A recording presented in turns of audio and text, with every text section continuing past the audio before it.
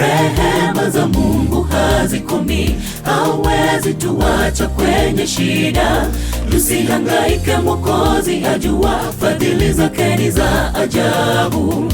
Tusijepoteza imani kwa Bwana tupitiapo majaribu. Uwezo wake wa kutuokoa ni zaidi ya fikira zetu. Akisema yu nasi Bwana, ni hakika hatatuacha, na alivyowaokoa wengine nasi atatuokoa.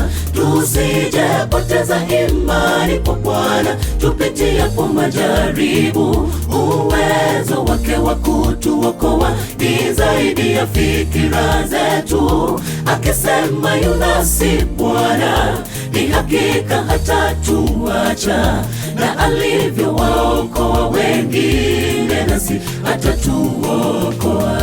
Tusijepoteza imani kwa Bwana tupitiapo majaribu.